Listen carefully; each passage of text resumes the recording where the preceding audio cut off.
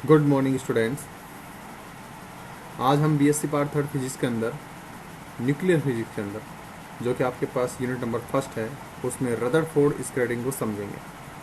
ठीक है, Rutherford स्क्रेडिंग, Rutherford जो एक्सपेरिमेंट है उसको भी, और इसके अंदर हम इसकी जो कैलकुलेशन है उनको भी हम क्या करेंगे, कंप्लीट पढ़ेंगे। तो शुरू करते हैं हम रदरफोर्ड मॉडल। तो 1900 से पहले की यदि हम बात करें तो पहले ये माना जाता था कि जब जे टॉमसन ने इलेक्ट्रॉन की खोज की तो उन्होंने एक मॉडल प्रस्तुत किया और उन्होंने बताया कि जो इलेक्ट्रॉन है वो लगभग 1 एंगस्ट्रॉम की दूरी के अंदर, यानी इसकी रेडियस की बात करें 1 एंगस्ट्रॉम की दूरी के अंदर जो नेगेटिव और जो पॉजिटिव चार्ज है वो पलम पुडिंग मॉडल की तरह, पलम एक खाने का फल होता है, उसमें इस तरह से बीज धसे रहते हैं, इसके मतलब बीज इस तरह से बीज हैं इसके। तो इसी तरह से ये माना गया कि इलेक्ट्रॉन और जो प्रोटॉन है वो हमारे पास प्रोटॉन में रेंडमली क्या होते हैं, वितरित होते हैं। इस तरह का एक मॉडल प्रस्तुत किया। उसको आप ऐसे क्लियरली देख सकते हैं कि हमारे पास एक spherically cloud of positive charge और यहाँ पर ये क्या है, इलेक्ट्रॉन्स हैं इस तरह से। तो जब इस तरह का मॉडल दिया गया तो उस समय जो रदरफोर्ड था उसने सोचा कि ये जो मॉडल है ये सत्य है या असत्य। तो उन्होंने एक एक्सपेरिमेंट किया और एक्सपेरिमेंट करने के लिए उन्होंने देखा कि इसको कैसे जांचा जाए कि या कैसे जांच की जाएगी इसकी कि वास्तव में ये मॉडल जो है वो इसी तरह पॉसिबल है या इसका कोई और रूप है। तो उन्होंने क्या किया, अपने इस एक्सपेरिमेंट के अंदर लगभग 3 लोग शामिल थे। एक खुद रदरफोर्ड और एक हमारे पास मार्सडेन जो कि यहाँ पर एक रिसर्चर था, और एक हमारे पास हैंस ग्रीगर जो कि एक बीएससी स्टूडेंट है जो कि उनके साथ ही लैब में क्या करता था, काम करता था। प्रयोग इन्होंने किया है और केवल इनकी गाइड ने इसके अंदर गाइडिंग इन्होंने किया है रदरफोर्ड ने। लेकिन यहाँ पर जो मॉडल दिया गया है वो रदरफोर्ड मॉडल के नाम से जाना जाता है वैसे तो। और ये जो बात है वो लगभग हमारे पास 1900 की लगभग की बात है, और 1900 के लमसम ये प्रयोग किया गया था। 1909 की बात है, लगभग 1909 की बात है, ये 9 की बात। तो यहाँ पर हम देखेंगे कि रदरफोर्ड ने इस मॉडल को जांच करने के लिए क्या किया। तो सबसे पहले मैं आपको ये बताऊंगा कि यहाँ पर ये जो मॉडल दिया गया था वो जे थॉमसन के द्वारा दिया गया, जिसको प्लम पुडिंग मॉडल या जे थॉमसन मॉडल कहते हैं। और इसके अनुसार इलेक्ट्रॉन और प्रोटॉन रेंडमली क्या होते हैं, वितरित होते हैं, यानी कि एक समान रूप से क्या होते हैं, वितरित किए जाते हैं इस तरह से, जो कि देख रहे हैं आप स्क्रीन पे। तो इन्होंने जांच करने के लिए एक एक्सपेरिमेंट डिजाइन किया जो कि आपकी स्क्रीन पे है, वो इस तरह से है। यहाँ पर इस बॉक्स के अंदर सोर्स ऑफ अल्फा पार्टिकल, ये जो आप देख रहे हैं ये अल्फा पार्टिकल का सोर्स है। अल्फा पार्टिकल का सोर्स का मतलब है कि यहाँ से हम लगातार अल्फा पार्टिकल को प्राप्त कर सकते हैं और हमें बहुत सारी मात्रा में अल्फा पार्टिकल मिलेंगे। और ये हमारे पास लेड कंटेनर है। लेड कंटेनर इसलिए लिया जाता है कि जो अल्फा पार्टिकल है वो जो बाहर इस दीवार को क्रॉस करके नहीं जा सके, क्योंकि जो लेड होता है यानी कि जो शीशा होता है उसकी अवशोषण क्षमता सबसे ज़्यादा होती है। इसके अंदर एक छोटा सा यहाँ पर एक छिद्र किया जाता है, ये कर रखा है आपको। तो इस छिद्र में से क्या होगा, पूरा जो बॉक्स है वो कवर्ड है और इसमें से ये छिद्र में से ये अल्फा पार्टिकल एक बौछार यानी कि लाइन के रूप में क्या करते हैं, निकलते हैं। यहाँ पर एक गोल्ड फॉइल ली गई है जो इसके सेंटर में लगाई गई है, यानी कि सोने की पन्नी लगाई गई है, और इसके चारों तरफ जो रिंग टाइप में है ये वाला, ये हमारे पास फ्लोरेंस स्क्रीन है। तो इसमें क्या होता है, जब भी कोई चार्ज पार्टिकल से टकराएगा तो यहाँ पर एक दीप्ति यानी कि एक उजाला होता है, उससे ये पता लगता है कि यहाँ पर इलेक्ट्रॉन आकर के टकराएगा। तो यहाँ पर मेजरमेंट के तौर पर ये देखा जाता है कि यहाँ से जो स्क्रेड होकर पार्टिकल इधर जाएगा या इधर जाएगा, तो यहाँ पर थोड़ा सा हमें उजाला या दीप्ति इस तरह से नज़र आती है। उससे हम काउंट कर सकते हैं यहाँ पर कितने इलेक्ट्रॉन आ रहे हैं। सबसे पहले हम इस एक्सपेरिमेंट के अंदर जो जो चीज़ें ली गई हैं उनका रीज़न जानेंगे कि ये हमने क्यों लिया। तो सबसे पहले बात करते हैं कि जो हमारे पास अल्फ़ा पार्टिकल है वो ही क्यों लिए गए। तो उसका रीज़न हमारे पास है, देखो ये हमारे पास सोर्स ऑफ अल्फ़ा पार्टिकल है। इसका रीज़न तो मैं बता चुका हूँ कि इस अल्फ़ा सोर्स को लेड कंटेनर के अंदर क्यों रखा गया, क्योंकि लेड जो है वो शीशा जो है वो एक अच्छा अवशोषक होता है। अच्छा अवशोषक होने के कारण जो हमारे पास अल्फ़ा कण है वो बाहर की ओर ना निकले, किसी पर्टिकुलर जो हमारे पास आप दे रखा है वॉल, उसी के अंदर से क्या आते हैं, बाहर निकल पाते हैं। अल्फा पार्टिकल लेने का रीज़न ये था कि अल्फा पार्टिकल जो है, एक तो ये पॉजिटिवली चार्ज होता है, एक तो ये क्या है, पॉजिटिवली चार्ज है, इसकी जो एनर्जी है वो हमारे पास हाई एनर्जी है, और ये द्रव्यमान में भी क्या होते हैं, भारी होते हैं। तो इसका भी एक रीज़न है कि हाई एनर्जी पार्टिकल ही क्यों लिया गया, क्योंकि देखो हमें किसी भी चीज़ की जांच करने के लिए ज़रूरी होता है कि उसके अंदर जो दूसरा पार्टिकल उसको सेंड किया जाए, दूसरे पार्टिकल क्या किया जाए, सेंड किया जाए। जब ये पार्टिकल लौट करके आएगा तब हमें बताएगा कि इसके अंदर क्या था। इसलिए ज़रूरी है कि हम एक ऐसे पार्टिकल को भेजें जिसकी एनर्जी क्या हो, बिल्कुल हाई एनर्जी हो। आप इसको एक एग्जाम्पल के तौर पर समझ सकते हैं। मान लीजिए यहाँ पर हमारे पास कोई ऐसे गुफा है, और इस गुफा के अंदर बहुत सारी चीज़ें हो सकती हैं। सबसे पहले मैं मानूँ यहाँ से कोई, मैंने मान लीजिए इलेक्ट्रॉन भेजा, तो इलेक्ट्रॉन आपको पता है कि जब ये परमाणु के अंदर जाएगा तो यहाँ पर जाकर के ख़त्म हो जाएगा, ये बाहर नहीं निकलता, और बाहर नहीं निकलता तो हमें परमाणु के अंदर क्या था उसकी जानकारी नहीं मिलेगी। हम इसके अलावा न्यूट्रॉन को भी ले सकते हैं, और न्यूट्रॉन को जब भेजेंगे तो भी ये हमारे पास इसके अंदर से बिल्कुल बिना इफेक्ट के निकल जाएगा, यानी कि इसके ऊपर परमाणु का कोई इफेक्ट पड़ेगा ही नहीं पड़ेगा, तो भी हम इससे जानकारी प्राप्त नहीं कर सकते। अब केवल हमारे पास ऑप्शन है तो केवल क्या है, प्रोटॉन है। प्रोटॉन को हम अंदर भेज सकते हैं और उससे हम जानकारी प्राप्त कर सकते हैं, लेकिन हम सिंगल प्रोटॉन को नाभिक से अलग नहीं कर सकते, इसके लिए हमें बहुत ज़्यादा एनर्जी की आवश्यकता होती है। इसलिए सबसे सरल था कि हम एक हीलियम नाभिक को ले लें, क्योंकि हीलियम नाभिक के अंदर हमारे पास 2 प्रोटॉन है, और जो कि सबसे छोटा हमारे पास क्या रहता है, न्यूक्लियस होता है। और हमें एक हाई एनर्जी पार्टिकल भी चाहिए था, तो हमारे पास सारी चीज़ें मैच कर रही हैं अल्फा पार्टिकल के अंदर। अल्फा पार्टिकल के अंदर 2He4 हम इसको रिप्रेजेंट करते हैं, लेकिन ये हमारे पास केवल क्या है, हीलियम का एक नाभिक होता है, हीलियम का एक नाभिक होता है, और अल्फा का मतलब होता है कि उसमें 2 प्रोटॉन हैं प्लस 2 ही न्यूट्रॉन हैं, ये एक अल्फा का कॉम्बिनेशन। तो इसके 2 रीजन थे, एक तो अल्फा पार्टिकल की एनर्जी हाई थी, एक ये जो मास है इसका वो भी हाई है।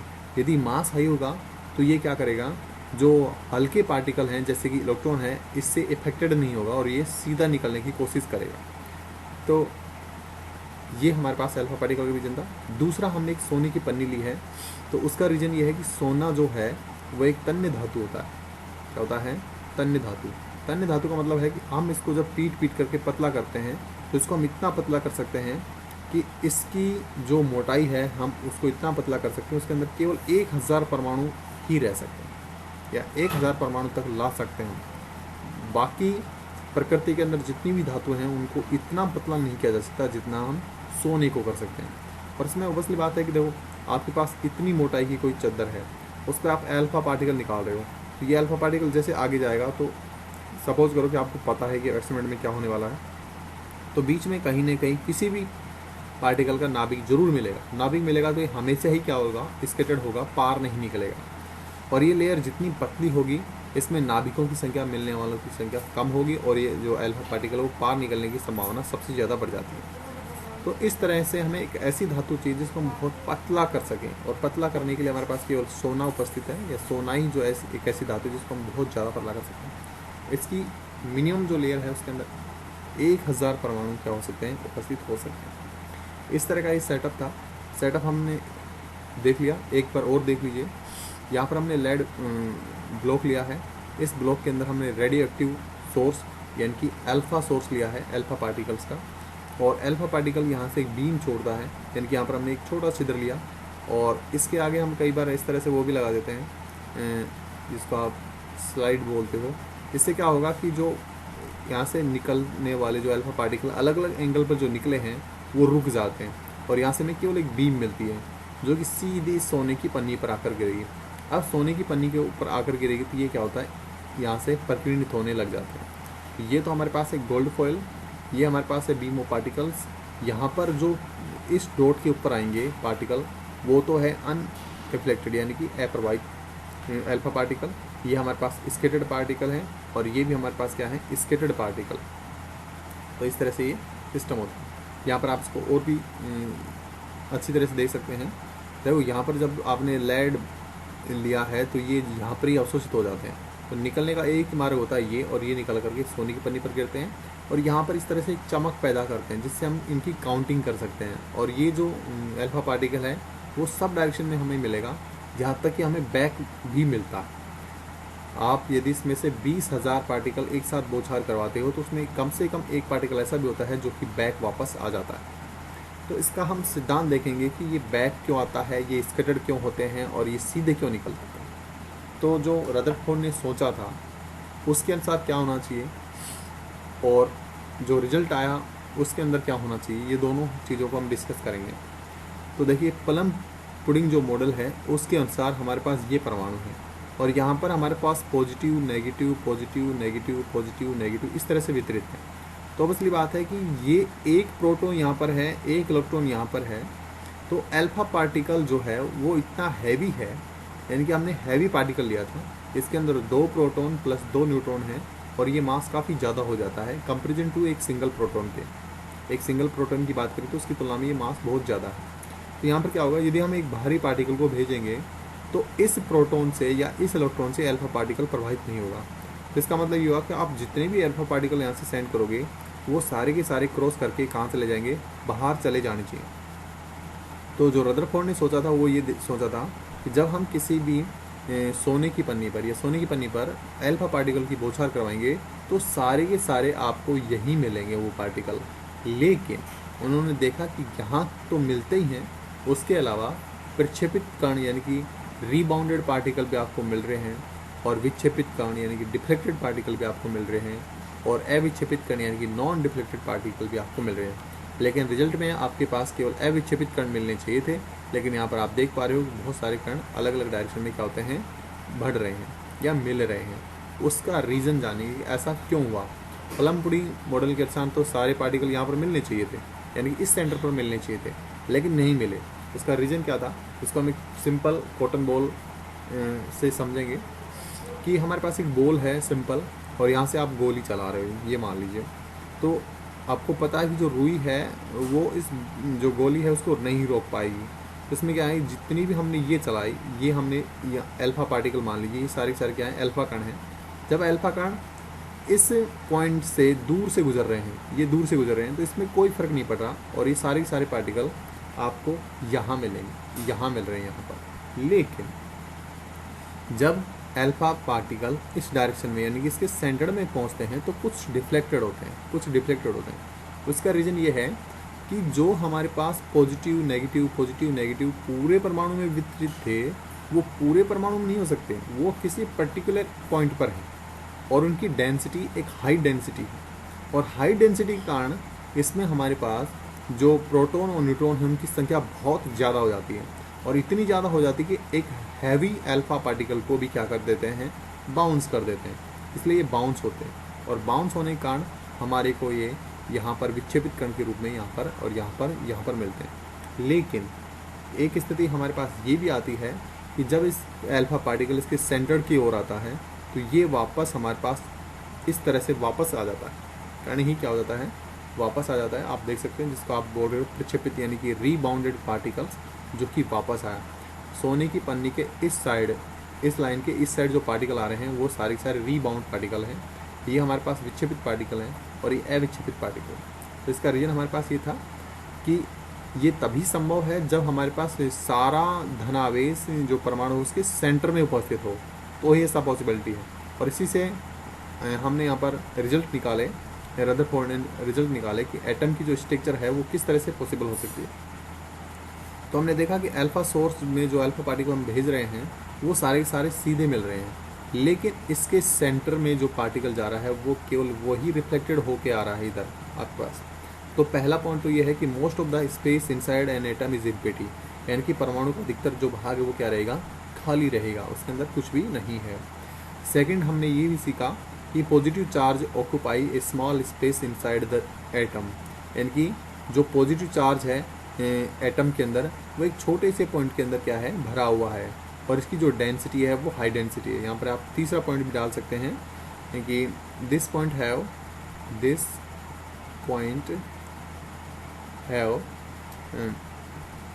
High density. वैसे आपको मैं बता दूं ये डेंसिटी इतनी ज़्यादा है कि प्रकृति में कोई भी पदार्थ इतना हैवी नहीं मिलता जितना हैवी हमारे पास न्यूक्लियस की डेंसिटी होती है। ठीक है, अब आप इसको एक बार और समझेंगे बारीकी से। वो तो हमने सिंपल पन्नी के ऊपर डाला था, तो पन्नी के अंदर रिएक्शन क्या हुई, तो पन्नी के अंदर हमने देखा था कि जो एटम्स की संख्या है वो बहुत कम होती है, लगभग इतनी। ये इतनी जो है, इसमें हमारे पास 1000 एटम है, लेकिन मैंने शो यहाँ पर 2 ही किए हैं, दो दो दो। जब आप इसके ऊपर अल्फा पार्टिकल डाल रहे हो तो कुछ पार्टिकल सीधे निकल पा रहे हैं इस तरह से, क्योंकि इनके सामने कोई भी नाभिक नहीं आया। यानी कि नाभिक का ये हमारे पास एटम का आकार है जो कि लगभग 1 एंगस्ट्रॉम है, और ये जो आकार है ये हमारे पास 10⁻15 मीटर, यानी कि आप कह सकते हो लगभग 1 फर्मी कोटि का होता है। यानी कि पूरा फुटबॉल मैदान होगा तो इसके अंदर एक छोटी सी बॉल रख दी जाए, इतना नाभिक का है। इसका मतलब ये बहुत ज़्यादा स्पेस है, और बहुत ज़्यादा स्पेस होगा तो इसमें बहुत सारे पार्टिकल क्या होंगे, पार चले जाएंगे, इस तरह से पार चले जाएंगे हर पार। कुछ ही पार्टिकल यानी कि रेयर, आप 20, 25, 30, 50 हज़ार में से केवल 1 या 2 पार्टिकल ऐसे होंगे जो कि रीबाउंड का। तो यहाँ पर देख सकते हैं जो पार्टिकल नाभिक की सीध में आता है केवल वो ही रीबाउंड कर पाता है। बाकी जो सारे पार्टिकल हैं वो क्या हो जाते हैं, हाँ नाभिक से बिल्कुल पास से हल्के से ऊपर या नीचे होते हैं, तो वो हमारे पास रिफ्लेक्टेड होते हैं, स्कैटर्ड होते हैं, स्कैटर्ड। और यहाँ पर इनको डिटेक्ट किया जाता है और काउंट किया जाता है कि यहाँ पर कितने पार्टिकल्स हमें मिल रहे हैं। यदि आपके ये ही डायग्राम एग्ज़ाम में आता है तो आप इसको इस तरह से स्केच कर सकते हैं, क्योंकि आप इस तरह से आप एग्ज़ाम में नहीं बना पाओगे, जो कि मैंने आपको समझा इस तरह से आप नहीं बना पाओगे। इसलिए एग्ज़ाम के लिए आपको मैंने ये डाला है कि एग्ज़ाम में आप इस तरह से शो कर सकते हैं। ये हमारे पास रेडियो एक्टिव अल्फा शॉर्ट्स हैं, यहाँ पर हमने एक स्लाइड लगाई है, और इस स्लाइड के कारण जो ये रिफ्लेक्टेड पार्टिकल आते हैं वो इनको रोक लेते हैं, और जो सीधी डायरेक्शन में होते हैं वो आगे चले जाते हैं।